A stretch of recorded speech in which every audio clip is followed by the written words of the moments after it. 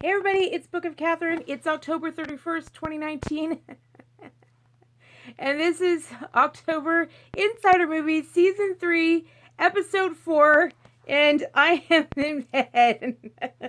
We've rewound like two and a half years or whatever, 2 years in Insider Movie history. So, no, really, I just had a procedure. So done. I've done a whole bunch of doctor's appointments in a row. And literally 2 days ago, I had a pretty big procedure along my entire spine from here all the way down to like my pelvic region. So I'm in bed. So we're gonna do it from here. How's that? So I was like, I really wanted to get this out earlier than this. But you guys know that I don't know about my appointments until like the day before. I do that on purpose. We know why that is now because of my head. It would just cause me to go into episodes. We know why that is now. It makes a lot more sense. So I didn't know that I needed to do all of Insider Movies for October, like at the beginning of the month, because Rochester, New York was coming. And then on top of that, I have like doctor's appointment, doctor's appointment, doctor's appointment. But oh well, it gets out. It's happening. I'm very, very happy. And I have the most amazing rig set up. And let's just hope and cross our fingers that it doesn't fall on my face. Because I have never done it when my legs are actually over my gymnastics equipment. So, all right, let's do it. Now, the great news is that we have a ton of movies today. Like, we have a huge number of movies. I should have started with that. So, we have 9 movies. We have 9 movies because every time I had a set list, we had them all set down. And then as we said, and I don't know if it's because the drives like out to Rochester, New York or whatever and stuff like that, I got to be on I got to do a lot more to stuff with friends, and everybody was like adding on movies or whatever. I'm like, oh, this or that, or oh, this or that. And I was just like, well, now stuff is getting added. I don't know what happened, but as it went on, things kept getting tacked on. And I don't really feel like removing anything. I kind of like all of them, and I'm like, well, because it came out late, I was thinking about doing 2 episodes. So now I'm just like, now I can't do 2 episodes because, hey, I got a spine procedure. So we're just going to do 9. So I'm going to go through, let's go through them all. I'm not going to go through them in any particular order. So I just, from right out the gate, let's do tales. There's going to be some different kinds of ones, actually. There's going to be some different categories. I'm really excited about them.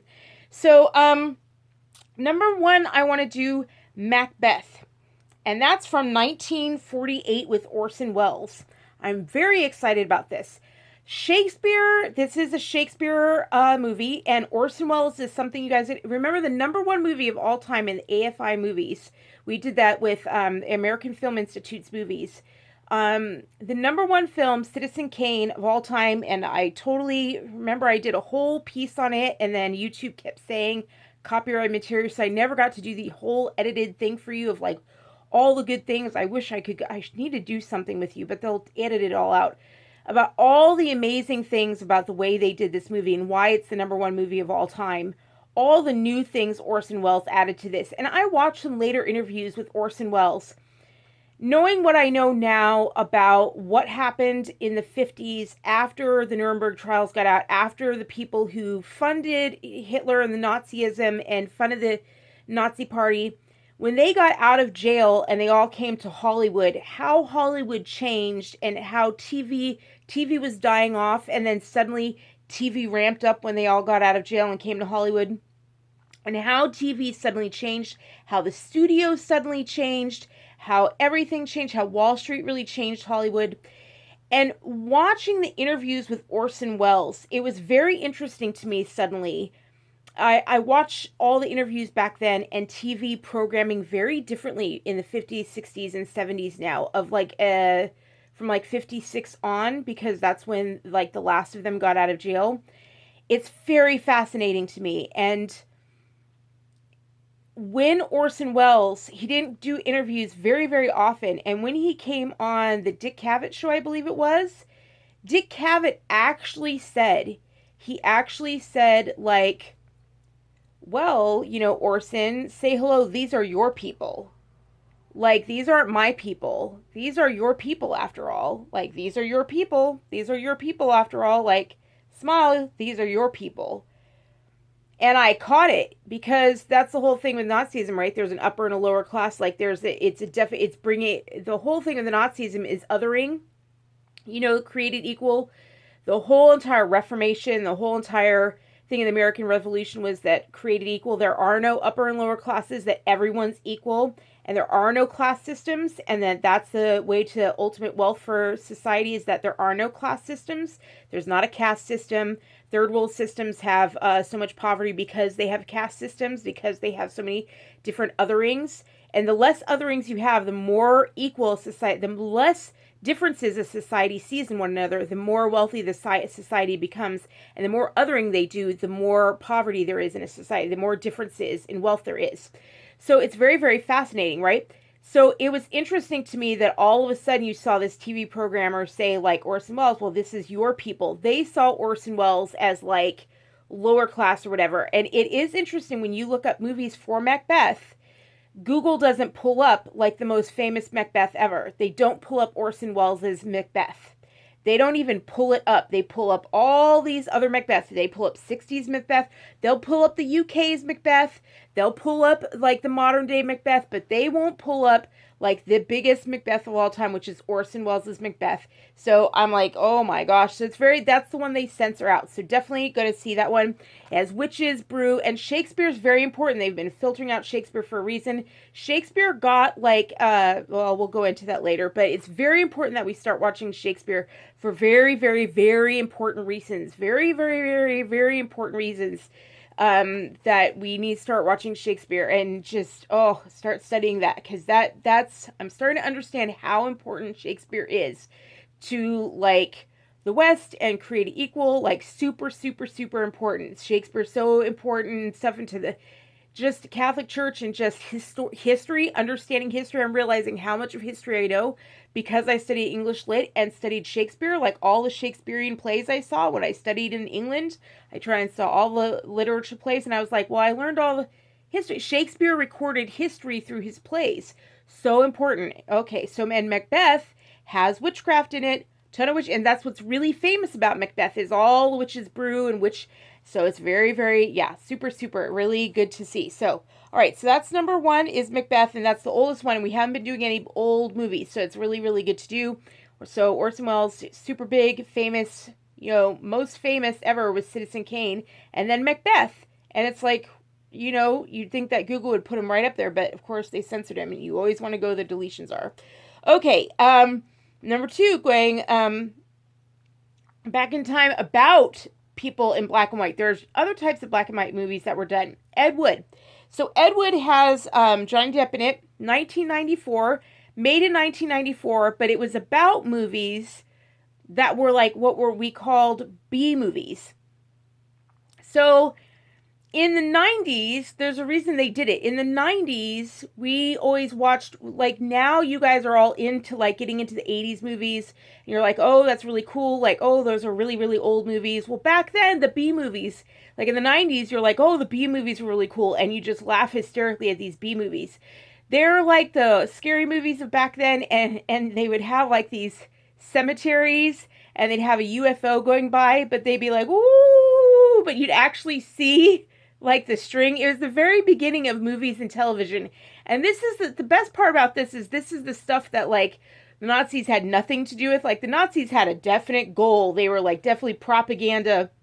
Their stuff was the high end, push, bringing Romans back, pushing Cleopatra, bringing Roman and slavery back, being the idea of upper class and lower class back. Definitely like, not Logan's Run. And you definitely see the differences, like which one is which, right? But boy, oh boy, like in comes Ed Wood. And he has all these like crazy movies of like, it's just, the freedom of, that was America still back then, is you could free to be creative. And it's kind of like YouTube today, like the beginning of YouTube, when YouTube first started, the Ed Wood was kind of like one of the first influencers of TV and not TV but movies. So he started making movies and he was so dedicated to it. And so Ed Wood is about the director. Johnny Depp plays that director about those movies. I kind of encourage you to see a lot of Ed Wood's movies first, like see the movies first before you actually watch the movie Ed Wood, so that you understand what it's about, if that makes sense. So that's number 2. That was made in 1994. Let's see here. There is also, I'm wondering, okay, so Bambi. Bambi is a family one. I did Bambi because some of you guys are going to be like, what the heck? It's 1942. I can't believe it's that long ago. Because even when I was a kid, like in the 90s, early, before Agenda 21 got going and they started wiping, like in the 90s is when Disney suddenly started making new Disney movies. And right before that, they were still bringing out the old classics and still playing it as new. They were still playing Bambi like in school classrooms. They were still playing that fresh. None of those things you would never know it was in the 40s. They were still playing old movies, like all these old movies as if they were new. The term classic was for a reason. Now you go to like a Redbox or something like that, or you go on Amazon, it's always like the newest movie. It still like breaks my brain and stuff like that. I'm used to being able to choose. I still want to choose from classics and see something, of good stock. And I'm realizing now when I see that Bambi was made in 42, I'm like, oh, because like I was a kid, I was watching something made 70 years earlier. And it was just so good. It's like reading a good book, and we still read books from hundreds of years ago. And we're not doing that with film and television. We're not allowing anyone to see excellent film and television. Like the AFI movies aren't available. You have to like pay a special subscription. And then you're lucky if they even recommend those movies. You have to know the movie's name in order to dig back and actually find it. So anyway, I'm recommending Bambi. Some people are going to be like, what the hell? Why are you doing Bambi? But when we had that change in the school system where UNESCO took over, when the UN took over our school system and Germany started taking care of it, like the Austrians and the Germans started taking care of our school system, and they switched from land of the free, home of the brave, created equal in our school system, and they switched it out into peace builders. Everyone's happy. Let's start doing psychology and doing circles. Let's have the teachers start doing emotional therapy sessions with our young children and have the children tell the teachers how they feel, and let's start doing parenting instead of teaching. Instead of teaching the kids their school, like their numbers, let's start parenting the kids and start doing basically brainwashing. Like anytime a teacher involves themselves in your kid's emotional well-being, they've crossed a line. They're not supposed to have anything to do with your kid's emotions or well-being. They shouldn't ask your kid how they feel. That's crossing a line. Their job is to teach your kid ABC. That's it. They're not supposed to go any further. Like even school psychologists is like a whole new thing. That's like Bayer. That's like pushing pills on kids. That's a whole new thing. Not supposed to be around. Like school psychologists into later years, like 16, 17, when kids could request it and say they needed it and things like that. That's different for like divorces and stuff. But early, that was a big no-no, right? Anyway, I'm getting off on a different subject. So Bambi, when they started switching that, UNESCO started doing that, kids couldn't handle any kind of conflict, and playing Bambi in the classroom started becoming a big problem. Because kids couldn't handle Bambi. They were like, ah!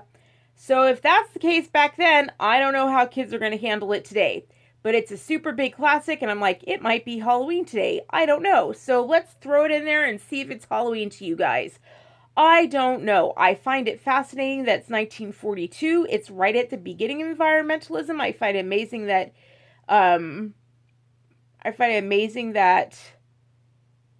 that Disney did it. I'm wondering, like, what the heck? Like, I'm kind of confused. I don't know how Hollywood. I don't know. It's just very interesting to me.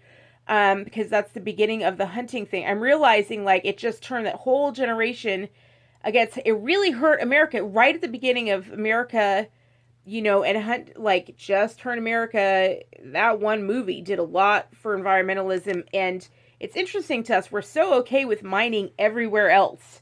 We mine in China. We mine in Russia. We mine in South America, but don't mine in America, right? Don't let Americans make any money off of their wealth. Let us be impoverished. Let us, like, let the rest of the nation, let the rest of the nations burn.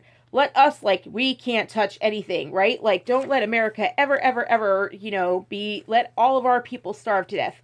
Let the 1% reign here. Yeah, so, like, let all the other countries, like, where dictators make their money off, let them harvest there. Here, the people could actually, be millionaires off their own land, but can't do that. We have to have environmentalists lock it down. So I think it's interesting about Bambi, how that just changed the mind of kids. That one movie just turned kids against the idea of how people hunted and gathered for the entire human history, of how they actually ate.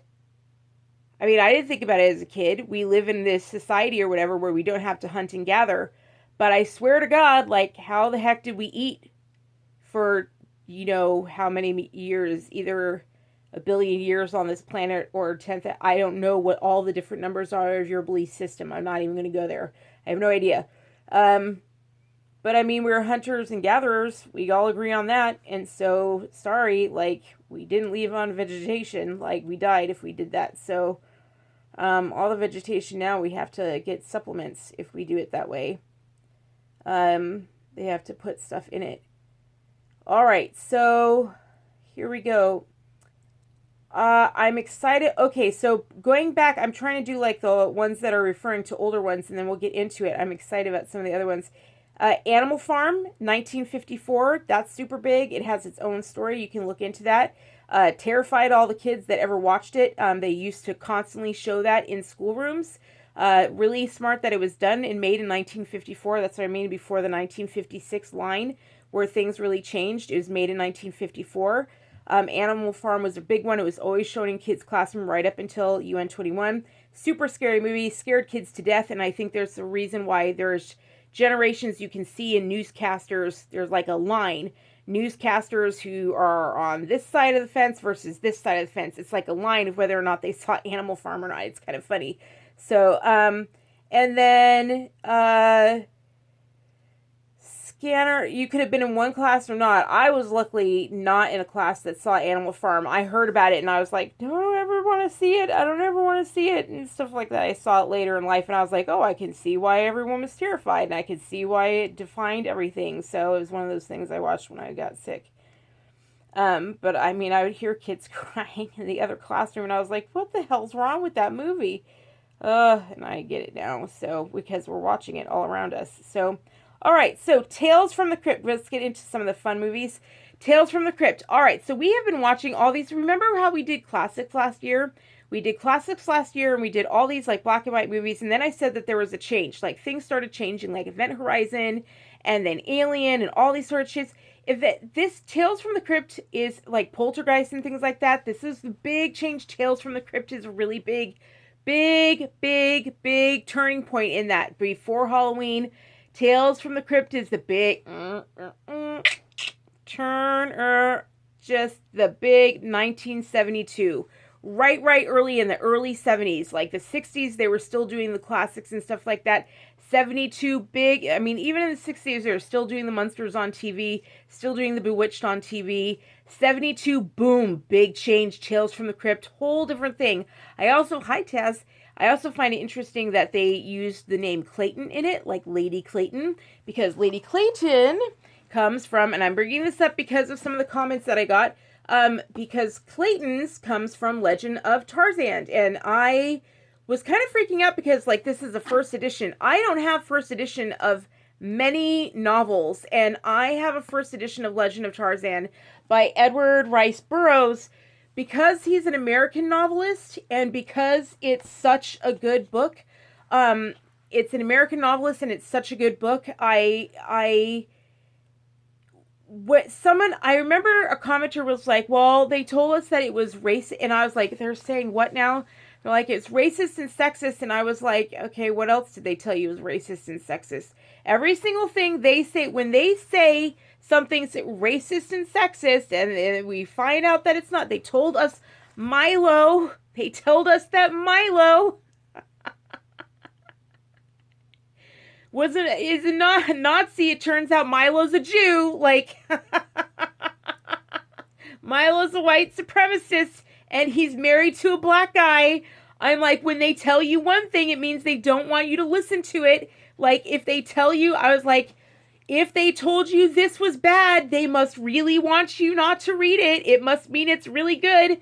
So every time when I heard that, I was like, oh, well, it means I got good taste. I have a first edition for a reason. I was like, good job, me. I was like, yay. I was just like, I need to go find what else I have. Actually, I have another good book in here that I'm going to be recommending. I'm really excited to recommend it to you. Oh, I forgot to write it down. I knew I was forgetting something. So let me mention that now. So Tales of the Crypt has the Claytons, and that's in here. So the other movie, I was like, there's 10. I knew there were 10 movies. I knew I was forgetting it. The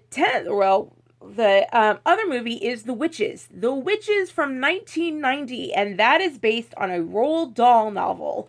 Roald Dahl is amazing. He wrote the notorious BFG, The Big Friendly Giant, and James and the Giant Peach. Roald Dahl was a huge novelist, huge in kids' literature right up until 1992.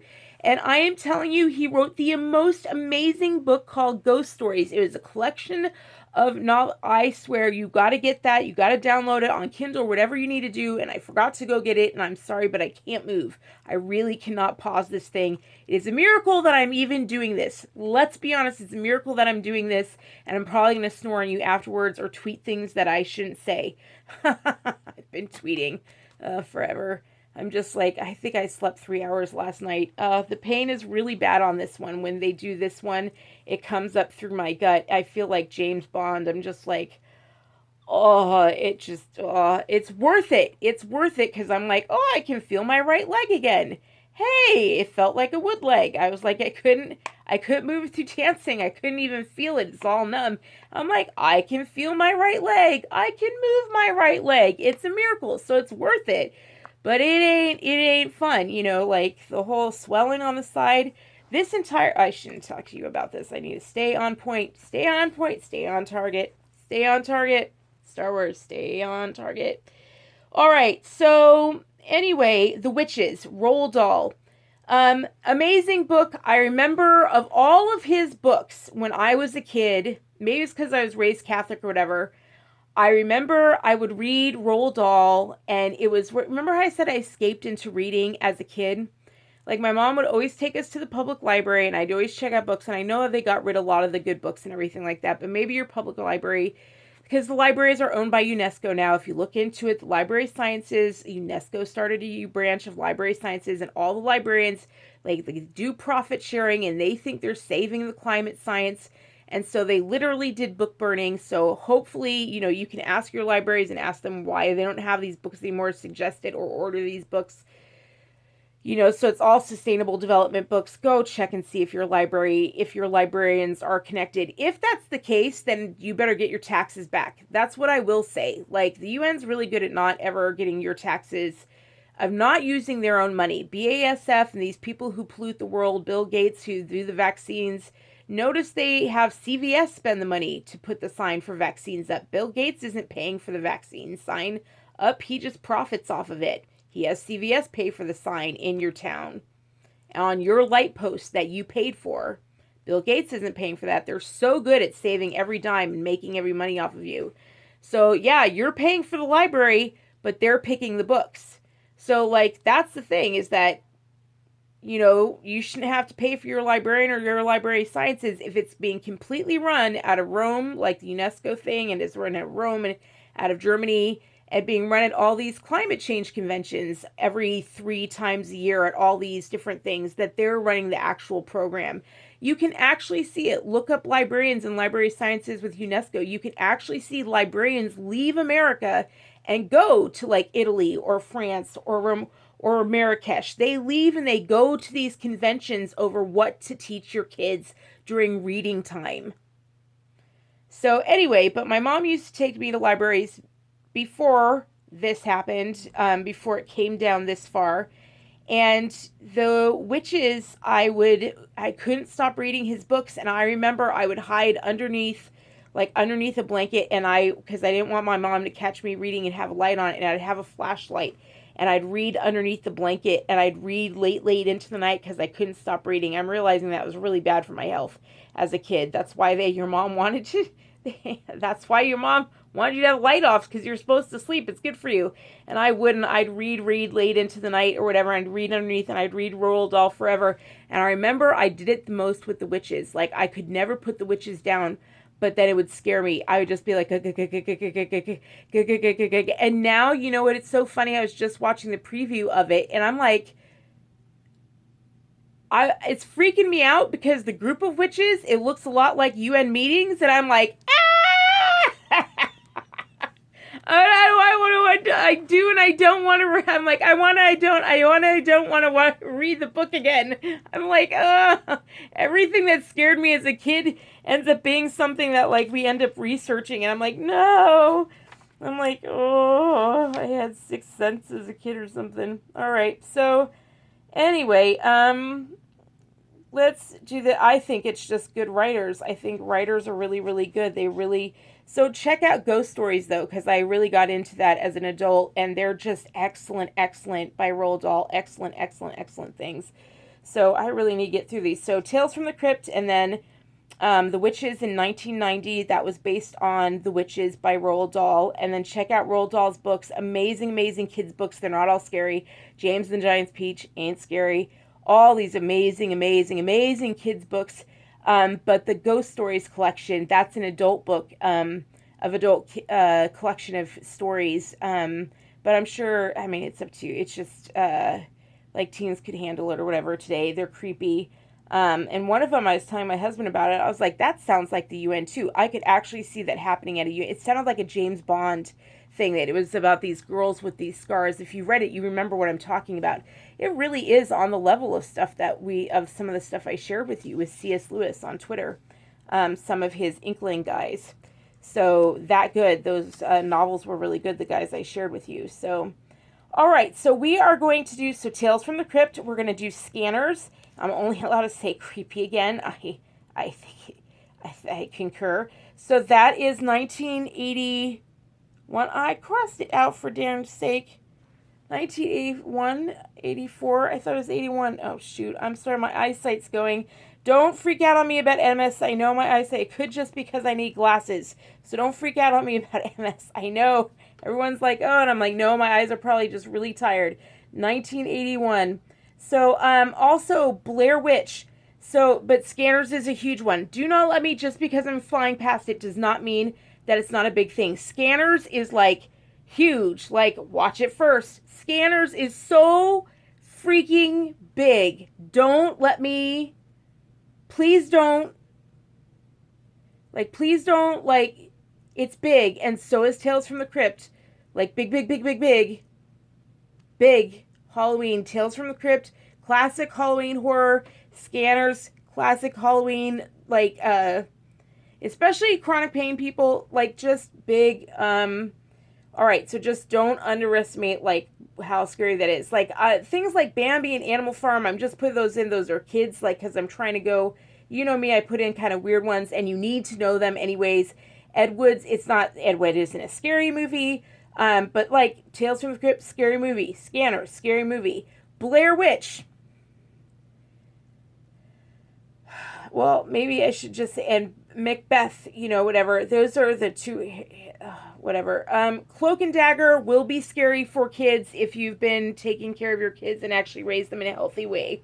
Cloak and Dagger, I'll go into that now, but I'll talk about Blair Witch at the end, just because, whatever.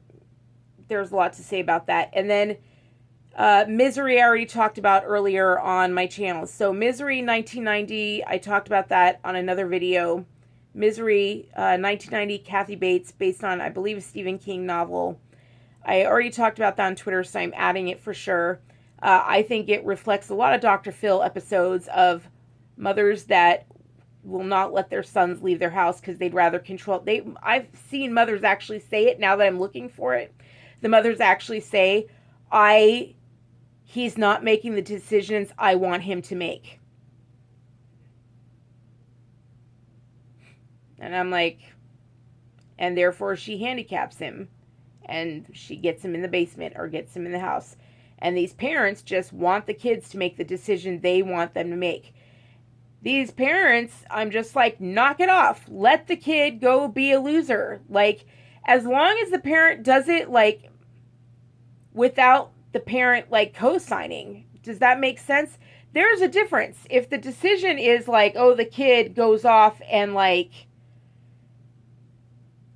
you know, does it and writes something in the parent's name, that's something different. Like, but, you know, then you have to haul your ass and, you know, get the kid in jail or whatever. But, like, if your kid wants to be homeless, I'm sorry, but, like, that's not, being homeless in America, let us be very, very frank about something. Being homeless in America is already better than the quality of life. Like, being homeless in America is already better quality of life than, you know, going to Honduras. Let's be honest about that, okay? Because in Honduras, you know, if a woman looks at a man, just looks at him another way, you know, that's it. A woman dies every half hour. It takes $50 to kill a woman in Honduras. Murder is the number one reason for death in Honduras. Murder. Murder is the number one reason for death. Here, it's heart disease. You know what I mean? Because we eat so much. There, it's murder. So I'm like, hey, if your kid wants to live in the safest nation on earth, you know, out in the sun, on the beach, you know, and you're just like, I'd rather have them live in the basement, watch Misery. Watch Misery. Great Halloween movie take on that. So, whatever. If they're stealing, that's a different thing. If they're living corrupt in crime and everything like that. But what goes around comes around, baby. Always comes around. Always comes around. Always comes around. All right. There's a different... You could always choose to teach your kid how to live. You could always choose to do that, but that takes energy, doesn't it? Most parents don't want to take the time to actually teach their kids. That's what it really comes down to, the effort of teaching your kid. Having the patience to take time, because it's so selfless to do that. That's what it really comes down to. None of these parents want somebody else to take the time to be selfless and patient. They're like, just take them off my hands, you teach them. They don't want to be selfless. They're like, thank you, you do it. And then you invest in me and teach me how to be this or whatever.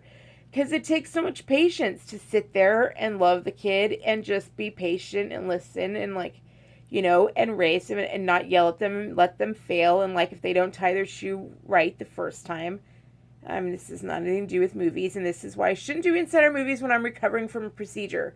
All right, so Misery, boom. Cloak and Dagger, 1984. This is exactly the same thing as Gremlins. I found out that Gremlins was last week. It was season 3, episode 3. Gremlins, I found out, was not 88, 87. I found out it was exactly 3 years earlier, and that changed the whole game. It was also 84, and I was like, whoa, whoa, whoa, whoa, whoa, whoa, whoa, whoa, whoa, whoa, changes everything.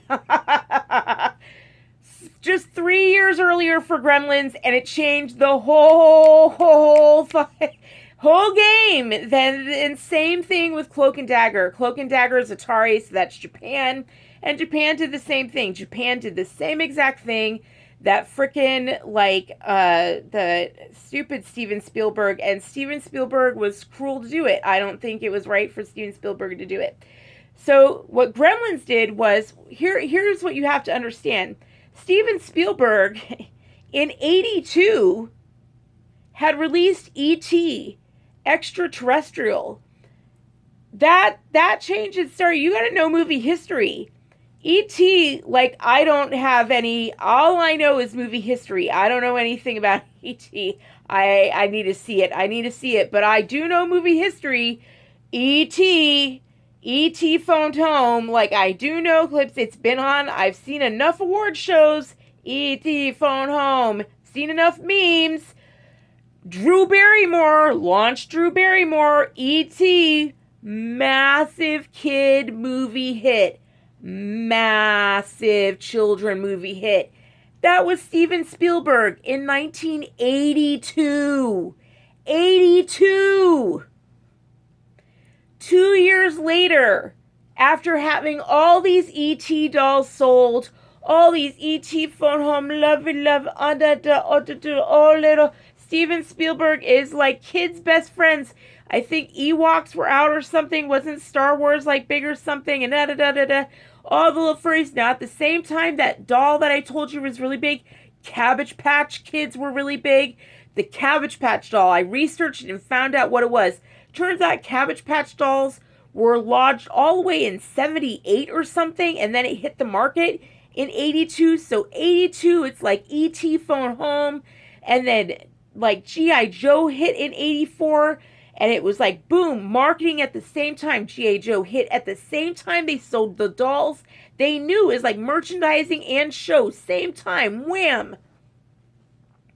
E.T. comes out, wham, merchandising right off the gate.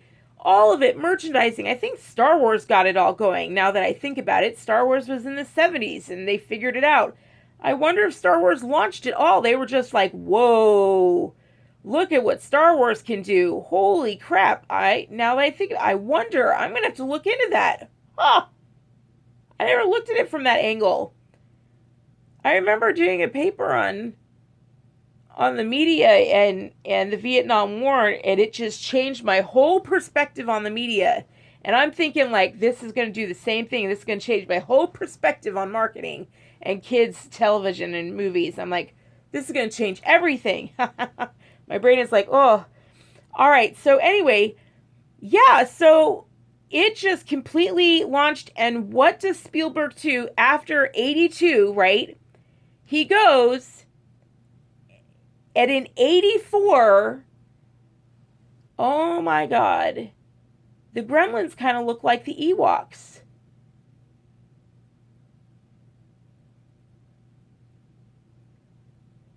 And didn't the Ewoks come out in 84?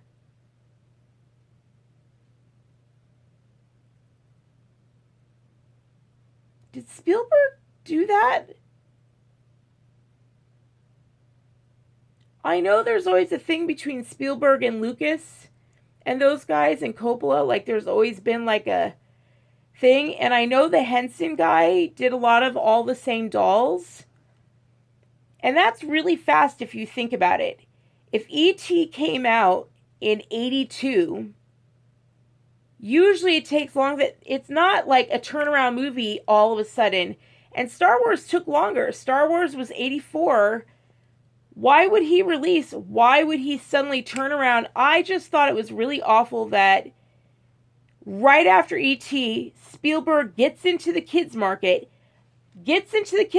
had been doing adult films, gets into the kids market like Star Wars, and then releases a horror flick.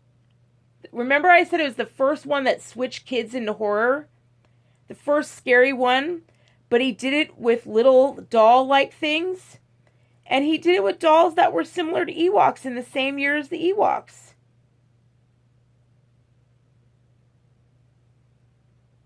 I think that I want to kick Spielberg in the balls a little bit. Men have such egos. Do you remember how I said the whole thing with Beyonce and on Twitter how I was talking about Beyonce and Rihanna, and Rihanna did the thing with the umbrella and the whole thing. Remember how I talked about umbrella? And I was like, why did she do that and play that out on the stage? Why did she involve her fans in it? Like, why? Why did she go involve her fans in it? Like, that's just, I'm like, when you do that, when you involve your fans, like, don't involve your fans. They did something awful at the Oscars. I remember they really did something awful to Lucas. They're like, oh, it doesn't matter. And they're like, yes, it does. And they put their arms around and they locked out Lucas and walked off the stage.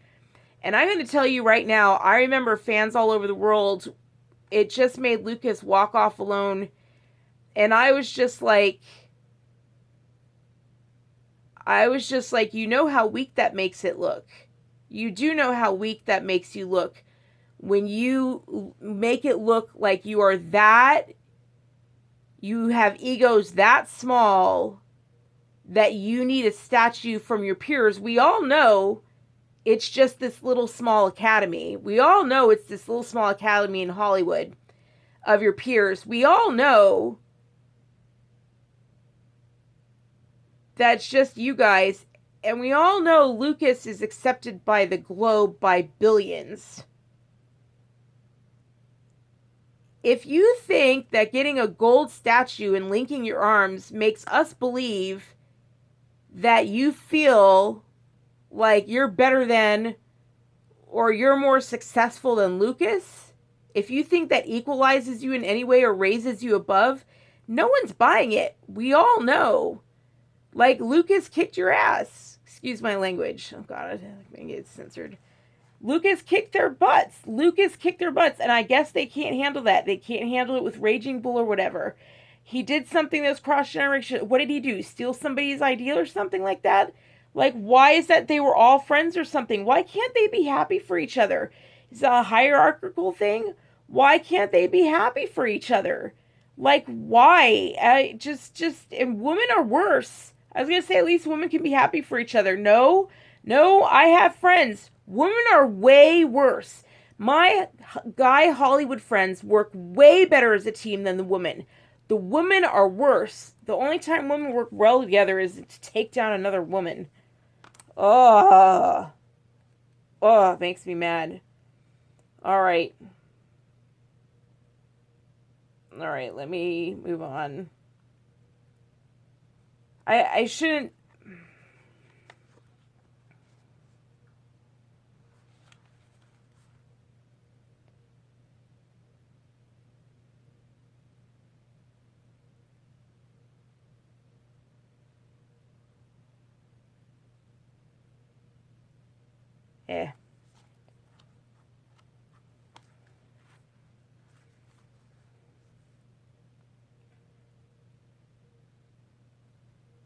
I'm recovering from spine surgery. You can't believe anything I say. Let's go with that. So, Cloak and Dagger, 1984. Anyway, so Spielberg, took this horror, scary genre right that same year in 84. Took something that usually was off limits for kids and put it into kids with Gremlins. Cloak and Dagger did the same thing. It took this really terrifying world of spy games. And normally, even spy games, you can look at the spy games, these funny things of spies, like Fun in Spies or whatever. They kept it lighthearted. Our spy movies. They didn't do that. Cloak and Dagger made a movie for kids. And they weren't funny about it. They weren't lighthearted about it. They were serious about it. And it was about the Cold War. And it was really dark. It was a really dark movie. It's important to see because it really made people feel hopeless. I swear to God, and there's no people just, it really built and laid the foundation. It makes you understand when you see Japan, you understand Japan's working with Germany, you understand Japan's sustainable development, you can understand Japan and Atari. You can see why it would drive kids just into the game playing world. Because why would you ever want to go into the world of politics? Why would you ever go and fight? Why? There's nothing to fight for. It's very, very interesting. It just exploded. I would say it's the first movie that I thought was truly traumatizing to kids. It wasn't just a scary movie. I was like, that's traumatizing. It's the first one that was traumatizing to kids, but it was so well done. But I remember thinking, this movie isn't meant to entertain, it's meant to harm. And I didn't understand why. I understand why now. And it didn't strengthen kids, it weakened them, in my opinion.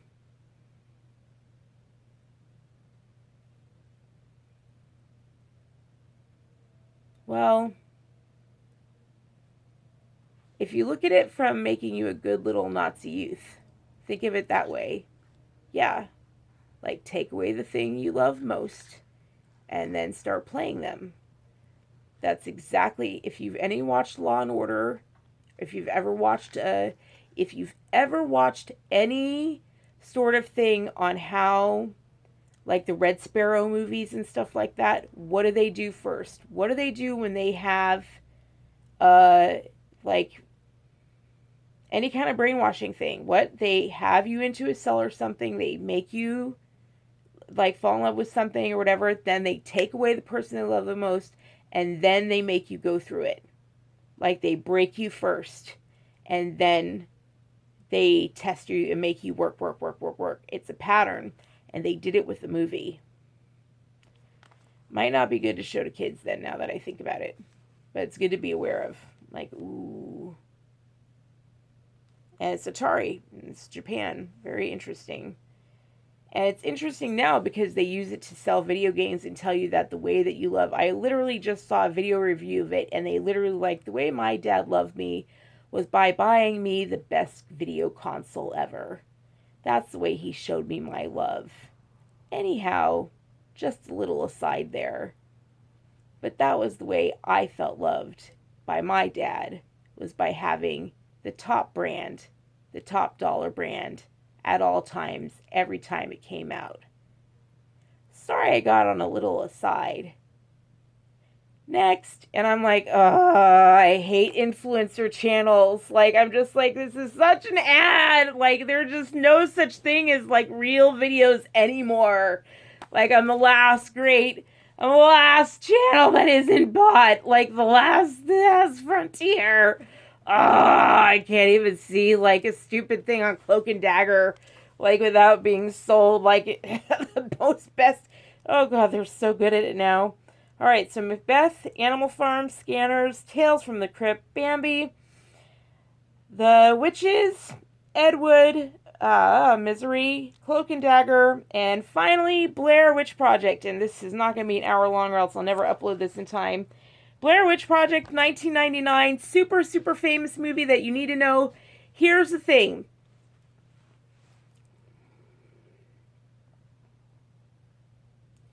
Okay, once again, I have too many different generations to know how to address it to you. Literally depending on the year you were born, I don't know how to address this movie to you. I just am like, okay, I don't know, okay. Depending on the year you were born.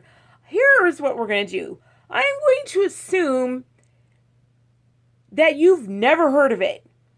I'm going to assume I'm just going to start from there. Like, you were born yesterday. Never heard of it. Born yesterday, sprouted from the ground, whoop, have a brain, ta-da! And are like, what's a movie and what's Blair Witch Project? Okay, we'll go with that. Blair Witch Project came out in 1999, and it starts by saying, in 1994, this tape was found in the woods. You know, a year after a group of teenagers went missing or something like that. Or a group of students went missing. All right. I'm going to give you an option. So, we are at like 48 minutes and 16 seconds, 17 seconds, 48 minutes. Okay. Okay, no. I'm going to give you an option. I'm going to go a little bit, and then I'm going to give you an option of just skipping, like just ending the tape. And then, because I'm going to ruin it, so I'll give spoilers. I'm going to go up through, and then I'm going to tell you before I give you spoilers.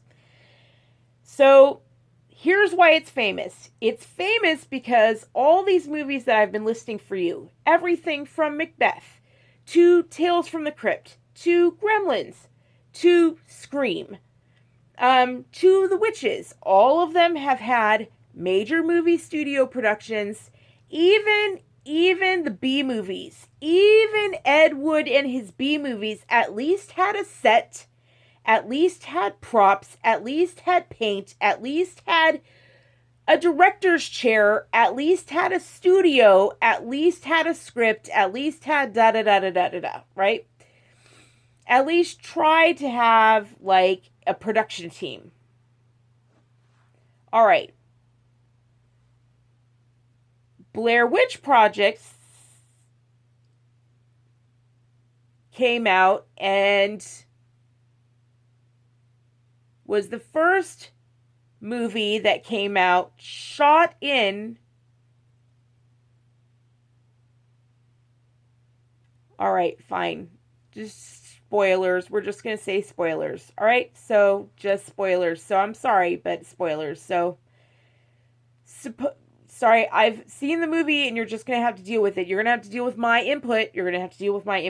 So my insiders had to watch with me. My insiders that have are getting new to it, like how to learn the movie, they had to learn all this stuff. So they all, how to learn it as I said it. So all right, so they all knew it as we were watching the movie. So look, supposedly saw it with grainier footage. Like supposedly shot with grainier footage, supposedly shot with grainier handheld video cameras, not big old rolling, it was kind of like Citizen Kane again. Citizen Kane was the first one to move from taking something like this that shot straight ahead and take it and tilt it down and here I am down on the floor. Citizen Kane was the first to do that. Well, Blair Witch Project was the first to switch it from being on a stand like this to free float hand and move, right? Just take the hand and take a camcorder, but not even use like a reel, just use grainy footage. Supposedly. And it's supposedly supposed to be like 3 people who didn't really know what they were doing and they threw together this thing, and it's supposed to just be 3 independent filmmakers who threw together this film as a project at school, and it just happened to do really well. A production team picked it up, even though it is 1999, the year of the Matrix. Cannes Film Festival is going on. 1999, Google is launched, and yet a production company, Harvey Weinstein's huge, Miramax going on, Good Will Hunting's going on, Oscars are massive, Titanic's being made, but a handheld camcorder, shaky thing, is actually picked up. Oh, here we go again. I did pretty well with that. Is actually picked up by a production company and distributed for distribution. Right, that happened. As if like they're not the first shaky handheld in Maryland that put together a home movie. No, like this is, and I knew within, I've been hearing about this movie for how long? I knew within seconds of watching this thing.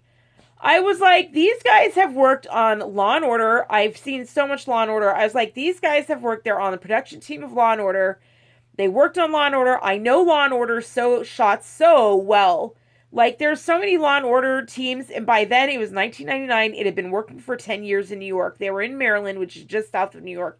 These guys were all PAs, assistants, leads, whatever. There's 1 million people on New York who work on that set. These guys were not 18, they were not 16, they were not 20-year-olds. They were all in their, mid-20s, early 30s, whatever. They were not young people. They knew what they were doing. They knew how to run a set. They'd run sets before. They knew how to work a camera. They knew what they were doing. Not only that, but, from the get-go, the way they were setting up shots, what they would do is they would do little itty-bitty shots, the way they would do it. They had such a tight script, and I was just like, I'm sorry, was this supposed to be a school project? Who told you this was a school project?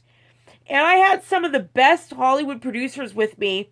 They had trained me so well on how to know when something's produced on YouTube to see past it. I was like, seconds in, I was like, who told you this was a school project? Who told you that? Who told you? I was like, you can tell. You can tell. Oh, yeah. Oh, they have a few things, and all they do is switch filters.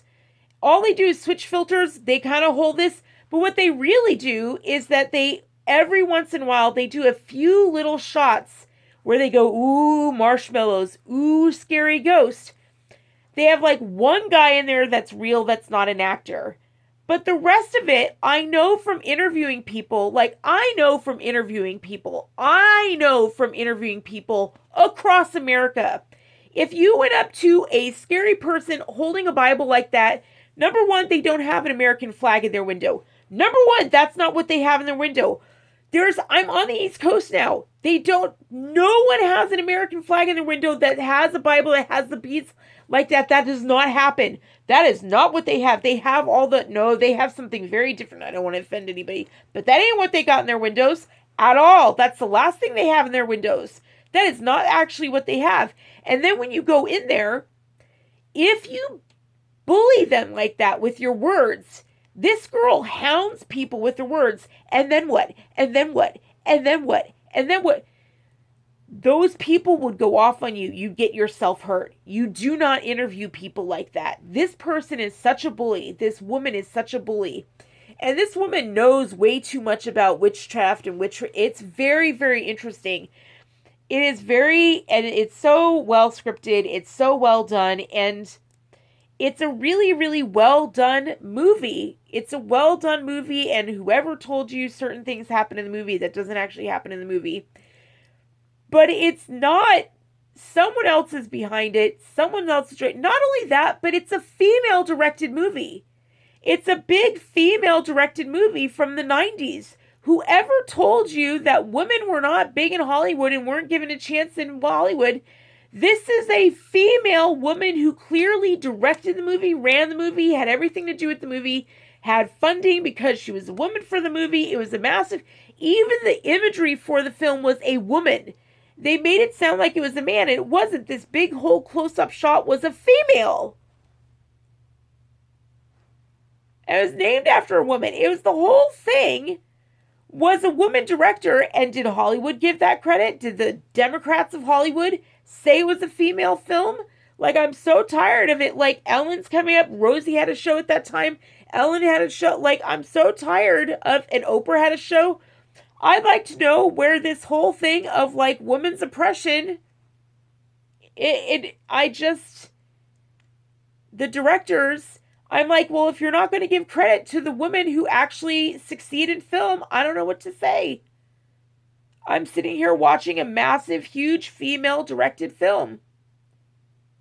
A female lead, who's clearly leading the whole thing.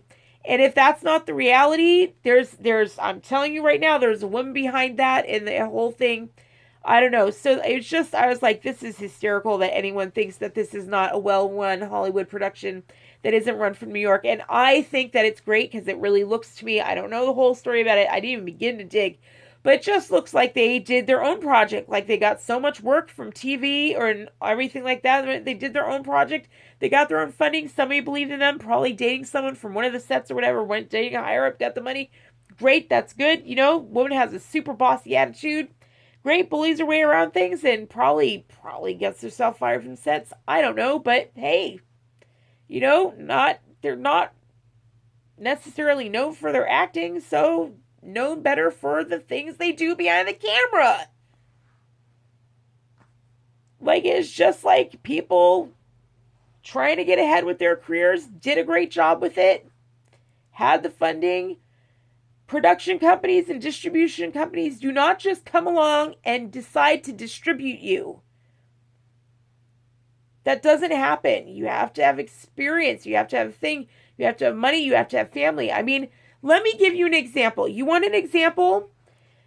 Why is it that the girl 4 days in has squeaky clean hair? Her hair is impeccably clean.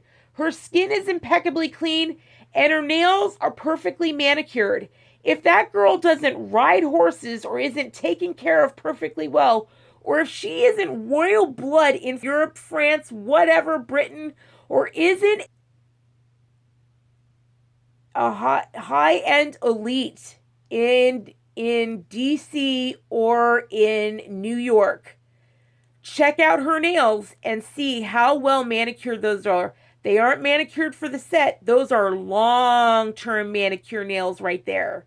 Those are long-term, lifetime, never done a lick of work nails. And I'm not going to get them too dirty for the set either. The boys had to get dirty. They had to get roughed up on dirty, but not this girl. She was not to be touched. She had skin that was like This girl was princess. Princessa. That girl, you could see her at the Kentucky Derby, like, or even higher. I don't know where she's from, but yeah, like, that's money. That's not some Maryland kids just out for a role. And you know who's the real guy. You'll know the real guy because she doesn't bully the real guy. The one real guy from the town is the one that she doesn't bully when she asks him questions. She lets him just finish his answers. She lets him talk. Anyway, better go. Happy Halloween, everybody. I will try and show you. I got to go to a Halloween party. I actually got to go to a Halloween party, and I even did a little dance for you, and I will try and film that for you a little bit later and show that to you. I have it somewhere. It's on a USB stick somewhere, and I'm very, very excited, and I have pictures and stuff, and I want to show that to you. But I got to go last Saturday out of nowhere, I actually got to go to a dance, and it was the last minute, and I haven't danced all month long, and I was able to go dancing. And then we were looking for places to go, and my husband was like, "Oh, it's the Halloween dance." First time since 2012 I've worn a Halloween costume and left the house. That is huge. That is how how far I've come with your help. So thank you so much for your donations. That is how much they help. That is how far they are taking me in this journey. I want to thank you so much for making such a big difference in my life. Please keep up the good work in my life. Just $1 a month down below makes a big difference. If you haven't donated this month, please go ahead and do so below. Of course, if you want to give more, of course, I would love that. So, but it certainly doesn't. It's totally up to you. And anyway, I want to thank you for everything. You guys are the best, and have a fun time with all 10 movies. Let me review them very quickly for you. All 10 movies, just so that, since there's so many. So we have BAMBI, 1942, Tales from the Crypt, 1972, Scanners, 1981, I believe, Animal Farm, 1954, Macbeth, 1948, Orson Welles, The Witches, 1990, Ed Wood, 1994, Blair Witch Project, 1999. Definitely got to see it. Too big of a movie to not see it. Misery, 1990. And Cloak and Dagger, 1984. And that's just really just kind of a spy movie, but it'll scare your kids. That's for sure. So if you raise them in a healthy way, I don't know. It's just a good one. And it was kind of trending for some reason. So I was like, yeah, that was a scary movie. All right. Love you guys so much. Bye. Happy Halloween. Yay. Taz, you want to say goodbye? Well, I better start uploading this as a whole hour. Yikes. Bye.